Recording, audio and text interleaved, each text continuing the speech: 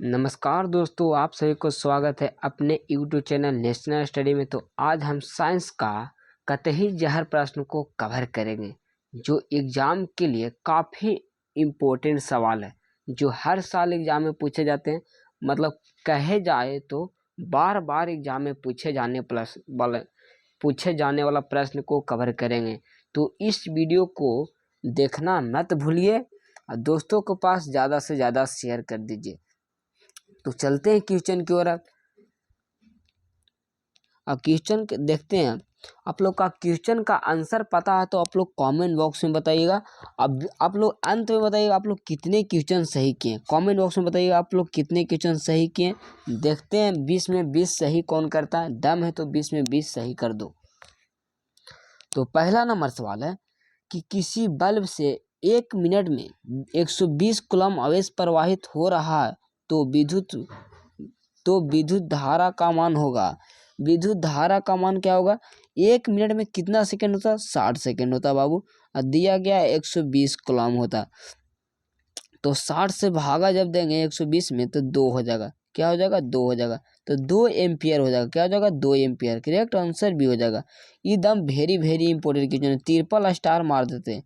ये बार बार एग्जाम में पूछा जाता है, तो आप लोग याद रखेंगे। दूसरा नंबर सवाल है कि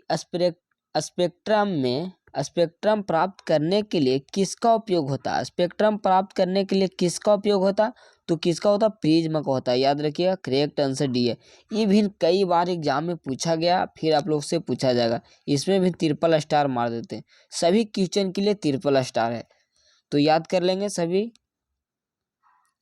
अगला नंबर सवाल है, तीसरा नंबर सवाल है कि प्रतिरोध का एसआई मात्रक क्या होता है? प्रतिरोध का पूछा गया। प्रतिरोध का एसआई मात्रक क्या होता? तो ओम होता है। याद रखिएगा। अगर पूछ देगा प्रतिरोधकता का एसआई मात्रक क्या होता? ओम मीटर हो जाएगा। क्या हो जाएगा? ओम मीटर हो जाएगा।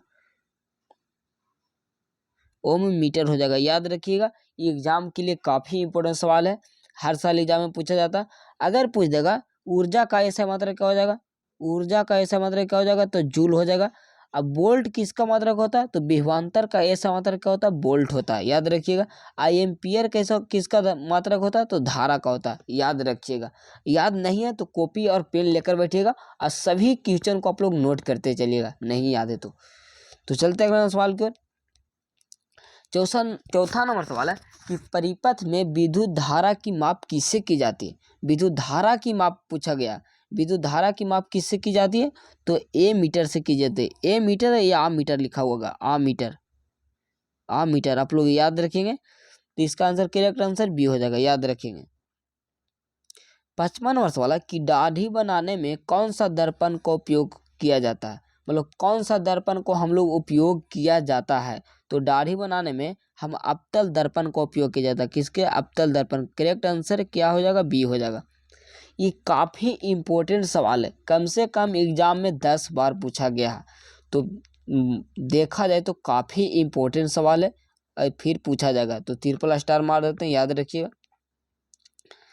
6 नंबर सवाल है कि किस उपकरण में धन और ऋण का चिन्ह नहीं होता? मतलब प्लस और माइनस का चिन्ह नहीं होता। किस में नहीं होता? कुंडली में नहीं होता। करेक्ट आंसर सी हो जाएगा। याद रखिएगा।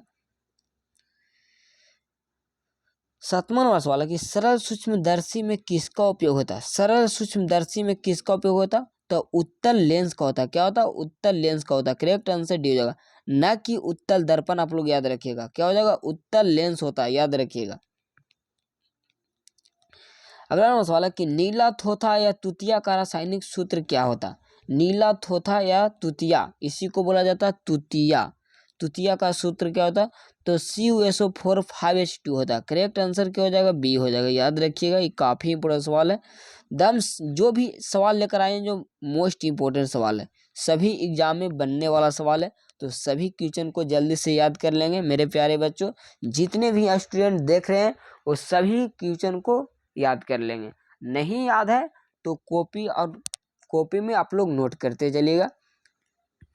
तो चलते अगला सवाल की ओर। अगला सवाल है कि निम्नांकित में कौन लवण है? लवण पूछा गया। लवण कौन है? तो K2SO4 हो जाएगा। K2SO4 क्या? लवण हो जाएगा। करेक्ट आंसर सी हो जाएगा। करेक्ट आंसर सी हो जाएगा।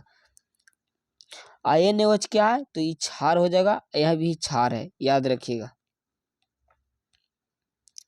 नाइट्रोजन अणु में कितने सहसंयोजक बंध होते हैं? नाइट्रोजन में कितने होते हैं? तो नाइट्रोजन में 3 बंध पाए जाते हैं, 3 बंध। नाइट्रोजन में 3 बंध पाया जाता है। अगर पूछ देगा हाइड्रोजन में कितना बंध पाया जाता है, तो 1 पाया जाता है। अगर पूछ देगा कि ऑक्सीजन में कितना बंध पाया जाता है, तो ऑक्सीजन में 2 बंध पाया जाता है। ये एग्जाम के लिए काफी इंपोर्टेंट सवाल है। इसमें हर साल एग्जाम में एक तो सवाल पूछे जाते हैं, तो आप लोग याद रखेंगे, तीनों बंध आप लोग याद रखेंगे। इससे एक सवाल पूछा जाएगा 2025 में। तो नाइट्रोजन में कितना हो जाएगा, 3 बंध पाया जाता है, करेक्ट आंसर डी हो जाएगा। अगला नंबर सवाल है कि संगमरमर का रासायनिक सूत्र क्या है? संगमरमर इसी को क्या बोला जाता है? इसको क्या बोला जाता है? संगमरमर को क्या बोला जाता है? खड़िया भी बोला जाता है, खड़िया भी बोला जाता है। तो कभी कभी आप लोग का दे देगा खड़िया का सूत्र क्या होता है, तो CaCO3 हो जाएगा। करेक्ट आंसर क्या हो जाएगा, ए हो जाएगा। संगमरमर को ही खड़िया बोला जाता है, याद रखेंगे। वन संपादन का एक उदाहरण है, वन संपादन का एक उदाहरण कौन है? तो वन से किसका रिलेशन है बाबू? तो लकड़ी का हो जाएगा, लकड़ी। करेक्ट आंसर क्या हो जाएगा, बी हो जाएगा, याद रखेंगे। चीनी का रासायनिक सूत्र क्या होता है? चीनी का रासायनिक सूत्र पूछा गया, तो C12H22O11 होता है। करेक्ट आंसर क्या हो जाएगा, सी हो जाएगा। अगर पूछ देगा आप लोग से ग्लूकोज का सूत्र क्या होता है, ग्लूकोज का सूत्र क्या होता है बाबू, इसका आंसर आप लोग कमेंट बॉक्स में दीजिएगा, कमेंट बॉक्स में दीजिए, देखते हैं आप लोग का याद है कि नहीं। अगला सवाल है कि सोडियम कार्बोनेट के जलीय घोल में मिथाइल ऑरेंज का घोल मिलाने पर घोल का रंग परिवर्तित होकर कैसा हो जाता? जो परिवर्तित होकर कैसा हो जाता, तो पीला हो जाता। कैसे हो जाता, पीला होता है, याद रखिएगा। करेक्ट आंसर ये हो जाएगा। स्वपोषी पोषण के लिए आवश्यक है, तो स्वपोषी पोषण के लिए आवश्यक है CO2 है, क्लोरोफिल, सौर के प्रकाश, उपयोग सभी। इसका आंसर उपयोग सभी हो जाएगा। करेक्ट आंसर डी हो जाएगा। ये भी मोस्ट इंपोर्टेंट सवाल है, इसमें भी 3 स्टार मार देते हैं। ये दम हर साल एग्जाम में पूछे जाते हैं। ये सवाल नहीं आएगा एग्जाम में तो एग्जाम में नहीं होगा। ये दम मोस्ट इंपोर्टेंट सवाल है, तो आप लोग याद रखेंगे। स्वपोषी पोषण के लिए क्या आवश्यक है? CO2, क्लोरोफिल, सौर का प्रकाश, इनमें से सभी है। करेक्ट आंसर डी हो जाएगा। इंसुलिन की कमी से होता है, इंसुलिन की कमी से कौन सा रोग होता है? तो मधुमेह रोग होता है, याद रखिएगा, मधुमेह रोग होता है। करेक्ट आंसर सी हो जाएगा, याद रखेंगे। अगला नंबर सवाल है कि खुला परिसंचरण तंत्र किसमें पाया जाता है? खुला परिसंचरण, ओपन सर्कुलेशन किसमें पाया जाता है? तो किसमें? कॉकरोच में पाया जाता है। किसमें पाया जाता है? कॉकरोच में पाया जाता है। अब मनुष्य में, घोड़ा में, ऊंट में कैसा पाया जाता है? तो बंद परिसंचरण पाया जाता है, याद रखिएगा। बंद परिसंचरण पाया जाता है, याद रखिएगा। ये भी आप लोग से पूछा जाएगा कि बंद परिसंचरण किसमें पाया जाता है? तो मनुष्य में पाया जाता है, घोड़ा में पाया जाता है और ऊंट में पाया जाता है, याद रखिएगा। यूरो सेकेंड का संबंध है, यूरो सेकेंड है, यहाँ पे ये लिखा गया सेकेंड है। यूरो सेकेंड का संबंध किससे है? तो वायु प्रदूषण से। किसका है? वायु प्रदूषण से। करेक्ट आंसर ये हो जाएगा। निम्नांकित में कौन जैव अनवकरणीय पदार्थ है? अनवकरणीय पदार्थ, जिसका जो सड़ा गला नहीं जाता है उसी को अनवकरणीय पदार्थ बोला जाता है। तो कौन हो जाएगा? DDT हो जाएगा। इसका आंसर क्या हो जाएगा? DDT हो जाएगा। करेक्ट आंसर ये हो जाएगा। क्लोरोफिल वर्णक का रंग है, क्लोरोफिल वर्णक का रंग कैसा होता? तो हरा होता है, याद रखिएगा। कैसा होता? हरा होता। कैसा होता है? हरा होता है, याद रखिएगा। करेक्ट आंसर ये हो जाएगा।